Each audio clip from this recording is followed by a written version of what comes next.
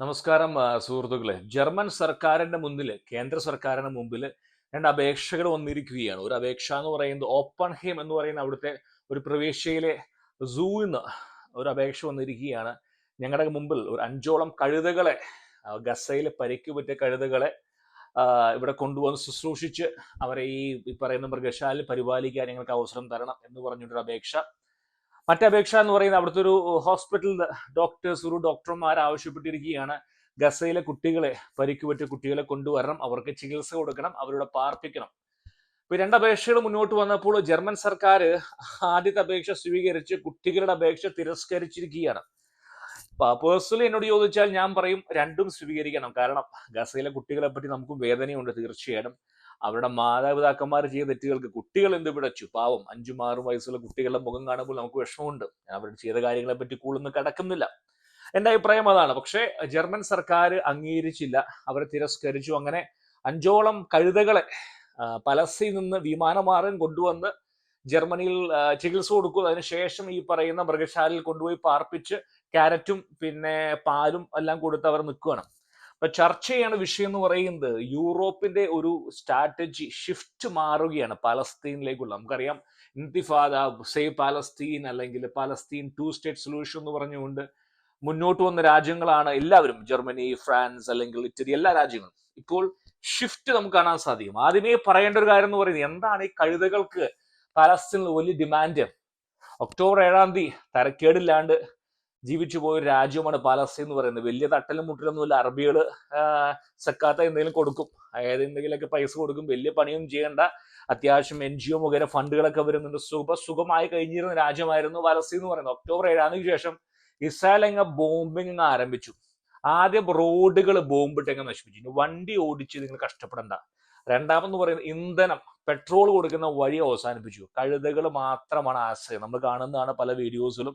Southern ഗാസയിൽ നിന്ന് പോകുന്ന ആളുകൾ ഈ കുതിരപ്പുറത്തും കഴുതപ്പുറത്തും സാധനങ്ങളുമായി പോകുന്ന മക്കീട ജെയ്സ് മൃഗങ്ങൾക്ക് തുല്യമാക്കി മാറ്റി. ഞാൻ വീണ്ടും പറയുകയാണ്, കാണുമ്പോൾ നമുക്ക് ദുഃഖം തോന്നും. ശരിയാണ്, ഒക്ടോബർ 7 ഇവരാണ് ആസൂത്രണം ചെയ്ത് ബല്ലേക്ക് വെച്ചു മിസൈല് പോകുമ്പോൾ. ശരിയാണ്, എന്നാൽ പോലും തിരിച്ചടി അവർ പ്രതീക്ഷിച്ചില്ല. അതായത് ഞാൻ മുമ്പ് പറഞ്ഞ പോലെ കഴുതപ്പുറത്തും കുതിരപ്പുറത്തും ഒട്ടകപ്പുറത്തും ഏറ്റി ഇസ്രായേൽ, അതായത് മര്യാദയ്ക്ക് പോരുന്നവരാണ്.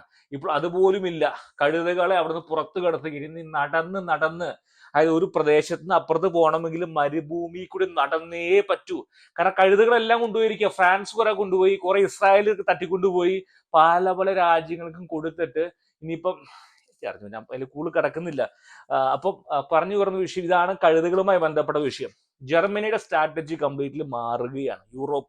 ജർമ്മനി ഇന്നലെ വേറെ നിയമം കൊണ്ടുവന്നിരിക്കുകയാണ്, ഇസ്രായേലിന് ആംസ് സപ്ലൈ ചെയ്യാന്നുള്ളത്. അതായത് ഇതുവരെ ജർമ്മനിയാണ് ഇസ്രായേലിലെ ഏറ്റവും വലിയ ആംസ് ഇമ്പോർട്ടർ എന്ന് പറയുന്നത്.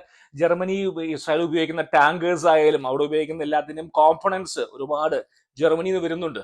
ഇപ്പൊ ജർമ്മനി ആ ബാൻ ലിഫ്റ്റ് ചെയ്തിരിക്കുകയാണ്. ജർമ്മൻ സർക്കാർ പറഞ്ഞിരിക്കുകയാണ്, നിരുപാധികം നമുക്ക് എല്ലാ തരത്തിലുമുള്ള വെടി ഉപകരണങ്ങളും ഇസ്രായേലിന് കൊടുക്കാം. കാരണം അവിടെ വെടിനിർത്തലാണല്ലോ. വെടി നിർത്തി അടിക്കുക, അതാണ് വെടിനിർത്തൽ ആണല്ലോ. പിന്നെ പ്രശ്നമില്ല. അപ്പോൾ ഇസ്രായേലിന്റെ ആ ഒരു ബാൻ തീർന്നിരിക്കുകയാണ്. മധ്യപൂർവേഷ്യയിലെ എല്ലാ രാജ്യങ്ങളും ഇസ്രായേലുമായിട്ട് കൂടിച്ചേരുന്നു, സൗദിയുമായിട്ട് കൂടിച്ചേരുന്നു. 2 സ്റ്റേറ്റ് സൊല്യൂഷൻ ഇല്ല. എന്തായി ഇവിടുത്തെ സ്ഥിതി? ഇപ്പൊ എന്തായി പാലസ്തീനില്? എന്തുകൊണ്ടാണ് ജർമ്മനി ഈ ഒരു തീരുമാനം എടുത്തിരിക്കുന്നത്, ഏത് ഇസ്രായേലുമായി എടുക്കാനുള്ളതിന്? കാരണം നമുക്ക് പരിശോധിച്ചേ പറ്റൂ. പറഞ്ഞു തരലാണ് എന്റെ ജോലി, അനലിസ്റ്റ്. കാരണം വളരെ സിമ്പിൾ ആണ്. ജർമ്മനി എന്ന് പറയുന്നത് ഒരു ഇൻഡസ്ട്രിയൽ എക്കോണമിയാണ്. അതായത് ആംസ് ബിൽഡ് ചെയ്യുക, വണ്ടികൾ ബിൽഡ് ചെയ്യുക, അതാണ് അവരുടെ മെയിൻ എക്കോണമി എന്ന് പറയുന്നത്. കഴിഞ്ഞ കുറെ മാസങ്ങളായിട്ട് ഇസ്രായേലിനുള്ള ഉപകരണങ്ങൾ സപ്ലൈ നിർത്തിയപ്പോൾ ഇസ്രായേൽ തീരുമാനിച്ചു, ഫൊഗറ്റ് അബൌട്ട് ജർമ്മനി, നമുക്ക് വേറെ സപ്ലയറെ കണ്ടെത്താം, അല്ലെങ്കിൽ തദ്ദേശീയമായി വികസിപ്പിക്കുക, ഡിപ്പെൻഡൻസി ഒഴിവാക്കുക. അങ്ങനെ ജർമ്മനിയുടെ ഡിപ്പെൻഡൻസി ഇസ്രായേൽ കട്ട് ചെയ്തു. ഏത് പാർട്സാണ് വരാത്ത? പാർട്സ് B, C, D വരുന്നില്ല. എവിടുന്ന വരുന്നത്? ജർമ്മനി.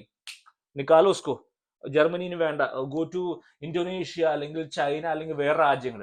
പണി ആർക്കാ കിട്ടിയിരിക്കുന്നത്? ജർമ്മനിക്ക്. കാരണം Germany economy depend on supply. കാരണം അവർക്ക് സാധനം വിട്ടാലേ കാശുണ്ടാക്കാൻ പറ്റൂ. അവർ അപകടം മണുത്തു. ഈ അപകടം മണുത്ത വേറെ രാജ്യം ഉണ്ടായിരുന്നു, ഫ്രാൻസ്. അതുകൊണ്ടാണ് ഫ്രാൻസ് വെല്ലുവിളിച്ചിരിക്കുന്നത്. അതായത് 2 സ്റ്റേറ്റ് സൊല്യൂഷൻ വേണം, ഇന്തിഫാദ എന്ന് പറഞ്ഞുകൊണ്ട് ഇസ്രായേലിനെ വെല്ലുവിളിക്കാനുള്ള കാരണം എന്തുകൊണ്ടാ? ആം സപ്ലൈ ലോകത്തിലുള്ള ഏവിയോണിക്സ്, അതായത് ഒരു F-35 ആയാലും എല്ലാ എയർക്രാഫ്റ്റിനെയും ബ്രെയിൻ എന്ന് പറഞ്ഞ ഏവിയോണിക്സ് ആണ്. ആ ഏവിയോണിക്സ് രംഗത്ത് റഫേലൊക്കെ ആരുടെയാണ്? ഫ്രാൻസിനെയാണ്. എന്നാൽ പോലും കുതിച്ചു പായുകയാണ് ആര്? ഇസ്രായേൽ. ശരിക്കും പറഞ്ഞാൽ ടഫ് കോമ്പറ്റീഷൻ കൊടുക്കുകയാണ് ആംസ് സപ്ലൈയിൽ ഫ്രാൻസിന്. ബൂട്ടായാലും ഹെൽമെറ്റ് ആയാലും എല്ലാ കാര്യങ്ങളിലും. അതായത് റിയൽ ടൈമിൽ ഇപ്പൊ ഫ്രാൻസിലൊക്കെ പോവുകയാണെങ്കിൽ ഇപ്പൊ സാധനം വാങ്ങാൻ പോകണമെങ്കിൽ ഫ്രാൻസ് കുറെ 3D റൂമിൽ കൊണ്ടുപോകും, കാണിച്ചു തരും. ഞങ്ങളുടെ ഇങ്ങനെ വെച്ച് ഇങ്ങനെ വെക്കും, ഇങ്ങനെ വെക്കും, അതൊക്കെ ഇങ്ങനെ ഇങ്ങനെ കാണിച്ചു തരും. അപ്പൊ ഇങ്ങനെയൊക്കെ വെക്കും. വർക്ക് ചെയ്യുമെന്ന് ഉറപ്പൊന്നുമില്ല, പക്ഷെ ഇങ്ങനെയൊക്കെ വെക്കാം നമുക്ക്. ഇസ്രായേലിൽ പോകുമ്പോൾ അവര് നാളെ വെള്ളിയാഴ്ച വൈകിട്ട് വന്നാൽ നമ്മൾ കാണിച്ചു തരാം, ലൈവില് എല്ലാ പരിപാടിയും കാണിച്ചു തരാം. അത്രേ ഉള്ളൂ. അപ്പൊ തന്നെ അഡ്വാൻസ് കൊടുക്കുക, സാധനം വാങ്ങുക, പൂരെ. കാരണം വെയിറ്റ് ചെയ്യുന്ന ആവശ്യമില്ല, റിയൽ ടൈമിൽ യൂസ് ഡേറ്റ കിടക്കുകയാണ്. അപ്പം ടഫ് കോമ്പറ്റീഷൻ കൊടുക്കുകയാണ്. മനസ്സിലായി. അപകടം മണത്ത ജർമ്മനി വീണ്ടും ഇസ്രായേലിന്റെ കൂടെ കൂടിയിരിക്കുകയാണ്. 2 സ്റ്റേറ്റ് സൊല്യൂഷനും ഇല്ല, ഒന്നുമില്ല. ഹമാസ് ആണെങ്കിൽ അവിടെ ടണലിൽ കിടന്ന് ഭക്ഷണവും ഇല്ല, എന്തെങ്കിലും തന്നാമെന്ന് പറയുന്നവര്. ഇറച്ചി മീനൊന്നും വേണ്ട, കാടിവെള്ളമെങ്കിലും തന്നാമെന്ന് പറയുന്നവര് 200 പേര് പെട്ടു കിടക്കുകയാണ്. കണ്ടില്ലേ? ഇതാണ് ലോകത്തിൽ വന്നിരിക്കുന്ന മാറ്റങ്ങൾ കഴിഞ്ഞ 2 മാസം കൊണ്ട്. മീഡിയ കൊണ്ട് ഒരുപക്ഷെ ന്യൂസ് പറയില്ല, കാരണം അവർക്ക് ഇനി വിഷയങ്ങൾ ഇല്ലാതായിരിക്കുകയാണ്.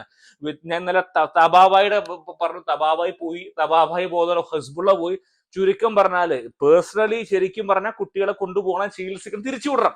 റെഡ് ക്രോസോ അല്ലെങ്കിൽ ഏതെങ്കിലും ഒരു അസോസിയേഷൻ ഏറ്റെടുക്കുക, കുട്ടികളെ ഒരു വിമാനമാർഗം കൊണ്ടുപോകുക, അവർക്ക് ചികിത്സ കൊടുക്കുക, തിരിച്ചു കൊണ്ടുവരിക. അതാണ് മര്യാദ. അതല്ലാതെ അവർ ഈ കഴുതുകളെ കൊണ്ടുപോയി ഈ വളരെ മോശമാണ് ജർമ്മനി ചെയ്തിരിക്കുന്നത്. പക്ഷെ അവർക്ക് നിലനിൽപ്പാണ്. അതായത് ഒരു രാജ്യത്തിനും അവഗണിക്കാവുന്നതിന് അപ്പുറത്തേക്ക് എത്തിക്കഴിഞ്ഞിരിക്കുകയാണ് ഇസ്രായേൽ ഇൻഫ്ലുവൻസ്. ഇപ്പം ഏതെങ്കിലും തരത്തിൽ അവഗണിച്ചാൽ അവരുടെ ബിസിനസ്സിന് അങ്ങ് തകർക്കും അവര്. ഇതാണ് ഇപ്പൊ പറഞ്ഞിരിക്കുന്നത്. ഇപ്പൊ മനസ്സിലായെന്ന് വിചാരിക്കുന്നു എന്താണ് ഇപ്പത്തെ അവിടുത്തെ മധ്യപൂർവേഷ്യയിലെ അവസ്ഥ.